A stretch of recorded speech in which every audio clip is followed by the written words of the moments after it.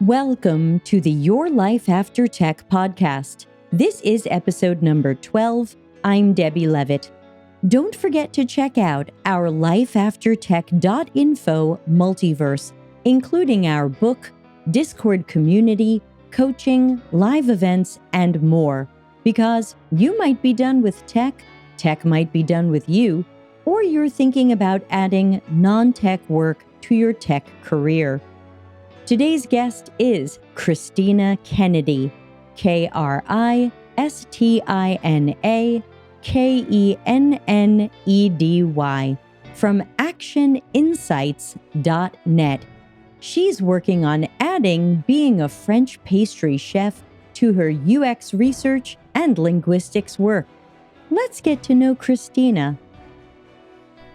All right, cool. So, hi, I'm Christina. I'm currently living in Lyon, France. Most recently, my full-time position was as a senior user researcher at Planet Labs, but unfortunately, I was laid off from that role almost a year ago, along with 20% of the organization. So, following with that, I really had to think about my career and my values and my future and how I was going to move forward because the market's just not what it used to be 2 years ago. If you had met me around 2 months ago and we were having this conversation, my plan was roughly to retrain as a baker and work as a pastry chef here in France, which is something I still might pursue, but it's not really feasible at me for the moment because I have to make enough money to pay my bills and I live alone right now. So in the meantime, I'm working as a fractional researcher at a company called SignLab, which is a language learning app. And I'm likely going to pursue a master's degree in the fall in linguistics and language acquisition and try and relate my work as a researcher at SignLab to my master's dissertation. But I'm still trying to figure things out, so. Aren't we all? Yeah, thank you for that. So remind me again, how long were you working in tech? Overall, I was working in tech for about 7 years. I started as a customer experience specialist at a small startup in Atlanta, Georgia. And then I moved on to become a user researcher at Babbel in Berlin. And I freelanced on and off for a little while until I ended up at my last full-time role at Planet Labs. Got it. So I can certainly start to see the language focus in some of your worlds coming together. Absolutely, yes. I love it. So thinking about going from the universe of languages or the universe of research into the universe of delicious pastries, tell me more about that.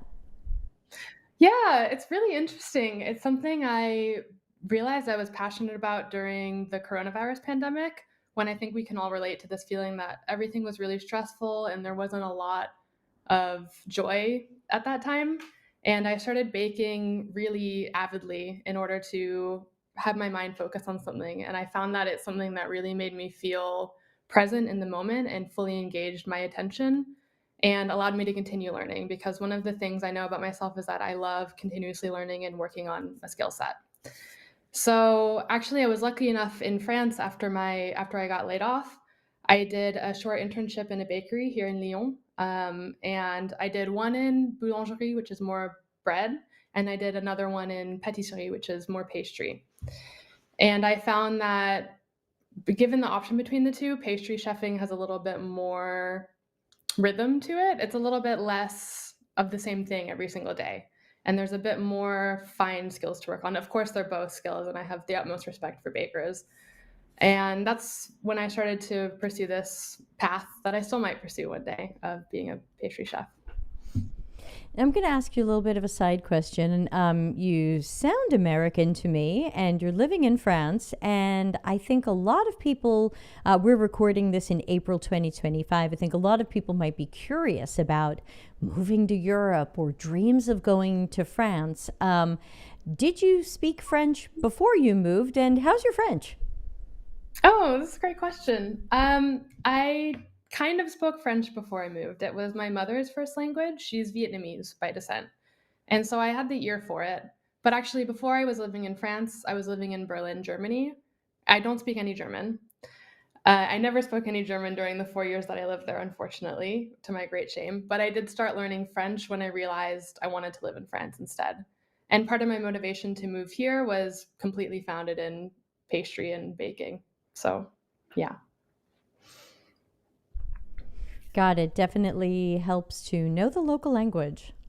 Definitely. In France, for sure. In other countries where there's a strong Anglo influence, I would say you don't have to learn the language to get by. It's, of course, better if you do, it's easier for integration. But for example, in Berlin, 20% of the people that live there don't actually have a German passport. So the lingua franca really is English, and it takes an enormous amount of effort to learn German. Got it. Thanks again. I'm sure we have lots of curious listeners out there who might be poking you. But then you also have your own company, I think, which is actioninsights.net. Tell us about that. When did that start? Yeah. So, like I said, I've been like freelancing on and off for the last 3 years. And I fully dipped my toes into freelancing after my layoff. I founded it with one of my closest friends and business partner slash former manager, Rachel Lynch. So it's a women-run research agency, and we hope to hire more people going forward. We primarily focus on e-learning products right now. So we've done work with, like personally, I work with SignLab, but we've also worked with Lingoda and Babbel, also as freelancers, not as full-time employees. Um, and there's good and bad to being a freelancer. It's kind of hard to find clients and get a rhythm going with your work to make it consistent and predictable. But it's good if you want freedom and time to figure out what you want to do in the future, which is my priority right now, personally. And I wanted to ask you just back to the patisserie kind of direction that hopefully you'll be able to continue soon. How would you say that that type of work or possible career matches your core personal qualities, who you are? This is such a great question. Um, it's difficult to answer. The way I feel when I'm baking and working in a bakery is alive and fully engaged with the work that I'm doing, which is something that I didn't really feel when I was working full time in tech. I mean, to an extent, being a researcher was always one of my dreams. When I was a young kid, I was really interested in science and specifically psychology. But as you pointed out earlier, I'm from the US, and when I got into a master's program there, I couldn't actually afford to go. So tech and being a researcher was the next best option.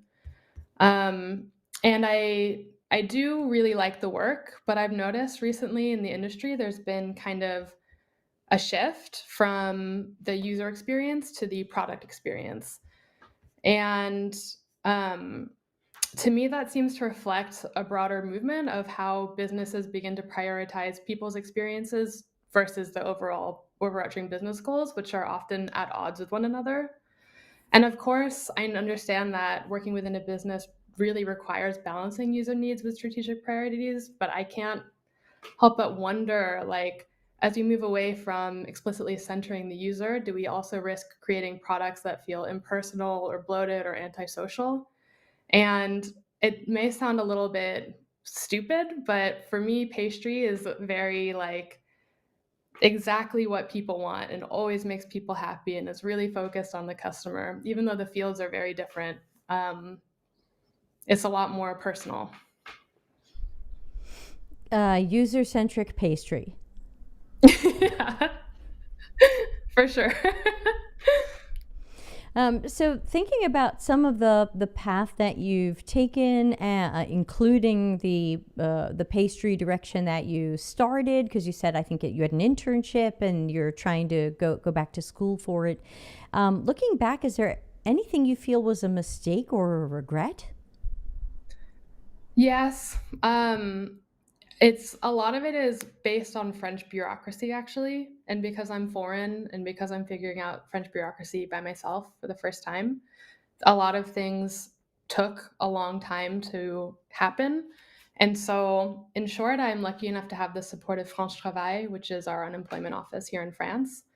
But I didn't know what options were available to me regarding a career change or retraining. And it took me months to start that process and figure it out for myself, which is part of why I'm not able to go to a pastry culinary program in this month, which is unfortunate.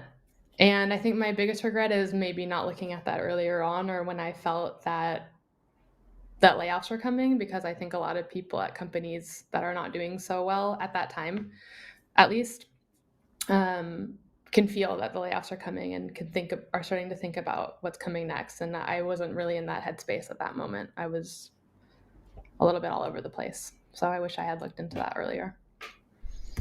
That's a really interesting point and something I keep bumping into both in doing these shows and just gestures broadly at everything, life in general, which is that even when people are struggling a bit with their tech job or they find it toxic or they've been laid off, they still don't feel ready to think outside of that sphere and wonder if some or even all of their income could come from outside tech. You don't have to agree with that statement, but any thoughts on what I've just said? Yeah, I mean, for me, it's almost like I had to grieve the loss of my tech career because, like I said earlier, it wasn't my number one choice. It wasn't what I was planning my whole life to do. But what it had promised me, or what I had thought it promised me when I started and I was a younger woman, it was stability. And that stability was more or less taken away from thousands of people in the last year or 2 years very rapidly. And I think a lot of people get stuck in the grieving cycle because it's like, oh, well, this thing that I was promised with secure income and career progression, I don't have it anymore. It doesn't exist anymore, but I want it to exist and I don't know what else I can do. But there's so many options, truly so many options for people. Yeah, thanks for that. And another great point. And I feel like people get caught up in that feeling of, well, this can't be the way it's going to continue being. Surely it's going to go back to all the good things that I happen to remember. Are you seeing that in yourself or maybe some of your friends? I know so many unemployed people right now, not just UX professionals, but tech professionals at large. And yeah, I think we're all asking ourselves these questions. It's like this quote unquote traditional career in tech isn't working out, and we have to figure out something as fast as possible. I mean, my own brother, my big brother, was laid off from his QA job a year ago, and it took him 5 or 6 months to find another job, whereas that used to be, you could just handpick your job, um, 2, 3 years ago. And I think he and I talk a lot about what's coming up next in the future for him and for me. And for him, he wants to go be an electrician because that's future-proof job. People are always going to need it, and yeah, and he's interested in it. So Yeah, that's been something I brought up in my Life After Tech book, which is that in many ways, the stability we thought we had with tech was really with the services and things that we can't do without. You talk about everybody will eat some pastries, they'll eat some bread. I think about a story my grandmother told me I said, what was it like during the Great Depression, of the 1920s? And she said, our family were bakers. What we didn't sell, we ate. oh, wow. Yeah. So I think It's about some of the professions that have lasted, and I tend to think of electricians and plumbers. Sorry to have interrupted you. Go ahead. Yeah, no, same. Actually, I had a high school teacher tell us, I went to an all-girls high school. She told us to marry a plumber. She said they'll never be without work. So, So true. And I remember a few years ago, an up and coming UXer that I met on LinkedIn. We got to talking one day, I think on a video call, just us. And I was curious, and I said, "Well, can I ask what your husband does?" And she seemed so embarrassed at the time, and she's like, "He's a plumber," and I was like, what are you talking about? He's going to have work forever. Like this is yeah. he's made of gold. And again, I'm not encouraging anyone to break any laws, but in many cases that's a put a cash in your pocket business. Totally, totally. Yeah, I think these professions that I people feel shame about, I don't like want anyone to feel shame. But like gardeners, plumbers, electricians, carpenters, those professions are so cool to me because you're making something with your hands and you have something to show for your work at the end of the day. And I can't tell you how many times I've done weeks, months of work even to create a research report that's presented one time to 1,000 people and then never talked about again. Yeah, but I'll still tell you about the time they came and fixed my water heater and then my house had hot water again. Want to hear that story? Like, yeah, it's almost funny. We've come full circle. We thought that our work was going to live forever on this golden podium and everyone was going to always talk about the amazing design or research work we did. And now we find that sometimes it disappears like the morning mist. Did you ever feel like that? Yeah, what's funny is that I had a colleague at a previous company I worked with who worked at Twitter when it was still Twitter. And his team worked on 2FA.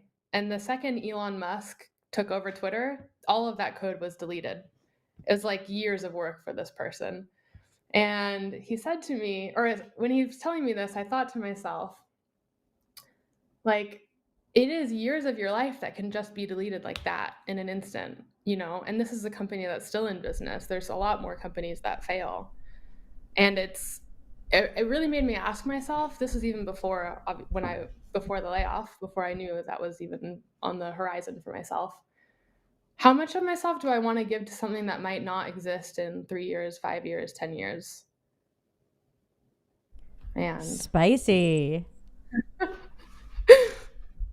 yeah. It's a good question. Let me mirror that back to you if I can. How much of yourself should you give to some of these tech jobs when the appreciation isn't always there, or whatever you feel like you're missing? I think I it's hard for me to say you should give a lot of yourself to that. I think that you have a duty to yourself as well as the job that you have to stay true to your values and true to your needs. And I think for some people, their needs are to feed their family and to be the breadwinner of their household. And their work at a tech job is totally valid. But if you're pouring yourself into a company that isn't giving anything back to you or just taking as much as they can, then are you happy? Are you really feeling fulfilled, or are they taking advantage of you? Yeah, and it sounds like, and maybe I'm being a little too judgmental, but it sounds like that has to do with the expectations you've built up about the outcomes or what happens next with your work or your report. I think if many of us could do a great job and give that report and then be like, well, they use it or they don't, and kind of brush it off our shoulders, maybe we'd feel better. I don't know. Maybe we'd feel worse. I don't know. I think it really depends. I think that a lot of people thought about UX, maybe still think about UX as the savior, the voice of the user for the company. And like I talked about earlier, that's changing a little bit. But what I found when I was working in an organization is that it's one part of a system, UX. And also, as I said before, UX is often directly in conflict with business goals because it's a long-term strategy, not a short-term strategy. You don't see returns very quickly. And there were so many times I thought to myself, they're asking for research on something, but they already know what they're going to do. So why am I giving my energy to this? And then the answer was, well, because they're paying you to. So you can have that sit in a drawer forever, but you have to really figure out a balance between these two things of like, I'm doing this work. This body of work might be a little bit useless for now, but I'm getting paid for it. So let me just try and detach as much as possible and do it as well as I can.